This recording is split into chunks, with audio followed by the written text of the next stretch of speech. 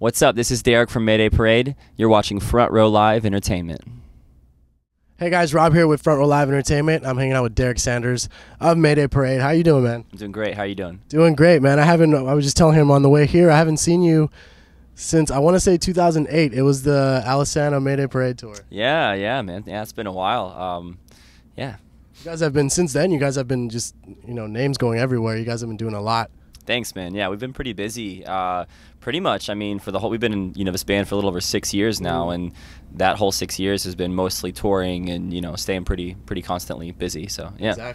Exactly. And like most bands, like they wanna sign to major labels and they wanna get out there. But you guys actually just recently dropped that. So why was the reason for dropping a major label and going back to I guess your normal roots? I guess.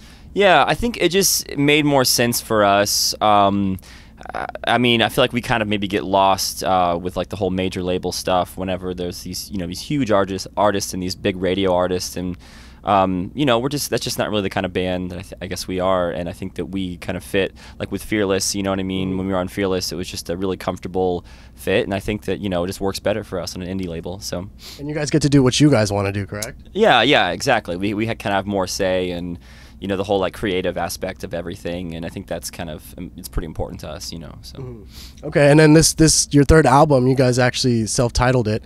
Why did you guys wait to your third album to do it? Most bands do it in the beginning of of their seasons, I guess. Yeah, well, I mean, it's tough to say. We were throwing around a couple different ideas for the name for the album, and a lot of it really has to do with just the way we went about doing this album. We wrote all the songs ourselves, and we didn't have co-writes and all the stuff that we had done for our second album, Anywhere But Here. We made a lot of compromises whenever we recorded that album, and so with this one we kind of went back to just we got together, wrote the songs, recorded them without any outside influence, and I think we have learned a lot along the way, and I think we kind of have a better idea of who we are as a band and what we want and what we don't want, and so it's just kind of a statement, you know what I mean, with naming it Mayday Parade. This is who we are now. So. Well, and then this one was actually your career high as well, right?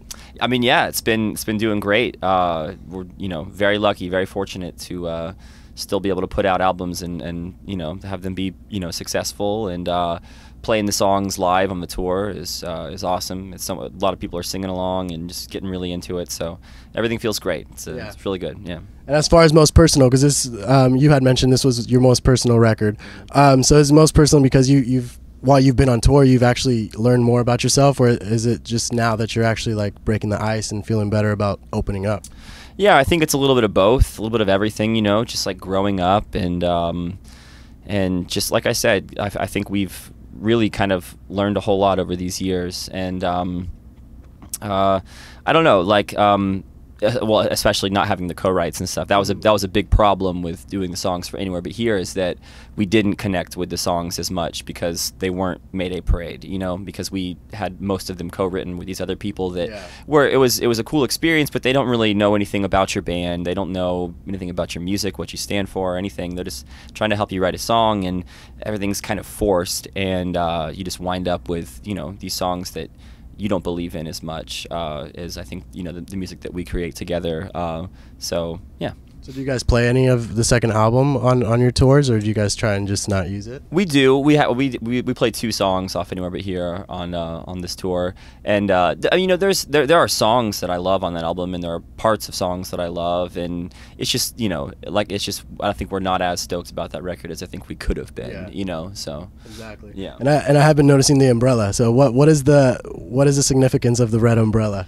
Honestly, it started with our first album, A Lesson in Romantics. We had that artwork with the faceless dude with a red umbrella, and that didn't really come from anything. It was just the artist sent us that, and we liked it, and we used it. And then everyone was always asking us about the faceless dude and where he came from, and we used him again for the second album. And then for this album, we decided to use him, and we actually kind of created this story, kind of explaining a little bit of the background behind like where he came from and who he is and what he is, and that's what we've been doing with the artwork of the album, and like the Oh Well video and the Stay video kind of tell some of that story. So it's kind of weird that it started as just the artwork, and then we kind of developed this story out of it, so could we expect seeing it on many more albums, songs, videos maybe? I don't know, it's tough to say. I don't know if we would continue to use the faceless umbrella dude after this. But you know, we'll see. I don't know. Yeah. You were mentioning a music video for Stay, but you guys also released another song before that, When You See My Friends.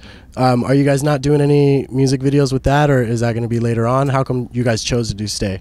Yeah, I don't know. Stay just made sense. One, it's, you know, one of the more popular songs. It's one of our favorites. You know, it just, everything about it just kind of seemed right for it to be the next video. And then we may end up doing another one. It's really kind of hard to say at this point because we just did that Stay video, but in the next few months we'll see how it goes, and maybe we'll do one for When You See My Friends or one of the other songs on the album. Yeah. And what is Stay about?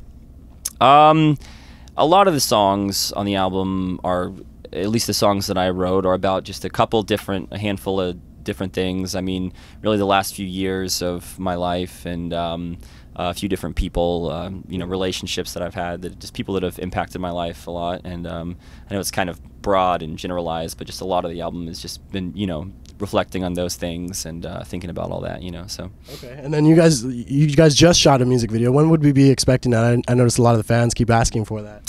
Hopefully soon. I think maybe in the next even like couple weeks. I don't know for sure though yet. So yeah. We'll be looking at animation like, oh well. It's not. It's in live. It's live action, and so that's kind of neat. I think that, you know, it kind of continues the story, but now it's in live action. So nice. Yeah. Nice. You guys just announced Warped Tour. So this is what, third time maybe you guys have been on it? This is our fourth time playing on Warped Tour, doing Warped Tour, and then we followed it 1 year, you know, and sold CDs outside. So yeah, and I love it. I love Warped Tour so much. It's going to be a lot of fun. So you guys are obviously veterans for it. So like, what do you guys know not to do, and what you really have to do now? You don't, you know, you're not questioning anymore. It's really, I mean, as long as you're mentally prepared for a long, hot, dirty summer, loud, you know, summer, then I think it's just awesome. There's so many people on the tour, and then so many people that are there every day. It's a great opportunity. The shows are so much fun. The atmosphere is so unique, and there's just nothing else like it. And the biggest thing that I discovered last year, I bought a little bike. It's like a $90 bike from Walmart, and that just made my summer. I mean, that's the best $90 I've ever spent, and I'm gonna bring my bike again on Warped Tour. Just anywhere that I could go on my bike, I would go on my bike. I'd only walk places that I couldn't take my bike, just because I just love just riding around my bike all summer long, you know. And what else do you do on Warped Tour, on, you know, days off, or before you guys play, or after you guys play? Well, I mean, during the days are, you know, stay pretty busy with, you know, there's it's different times every day, but, you know, you play, there's a signing every day.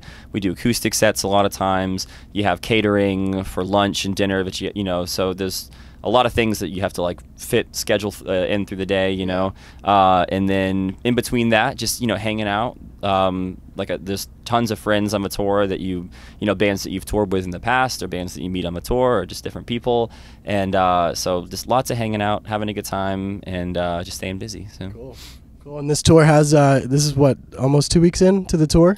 Yeah, I think it's about 2 weeks now into this tour. Yeah. After this tour, will you guys be doing another tour, or are you guys gonna, you know, chill down for a bit till Warped Tour? No, we're staying pretty booked. We go straight from this tour over to the UK with You Me at 6, and really pumped about that. That's going to be awesome. And then we're doing some more international stuff before Warped Tour, but I don't know if it's been announced yet, so I guess I can't say for sure what it is. You can always announce it here. It's okay. Yeah, well, I mean, I don't even know, but hopefully we're going to go to like Japan, Australia. I don't know. We'll see before Warped Tour. And then after Warped Tour, we're going to South America. So yeah, just lots of really cool, exciting things this year. So cool. And I've been noticing your cycle. You guys pretty much, it looks like every 2 years you guys release something.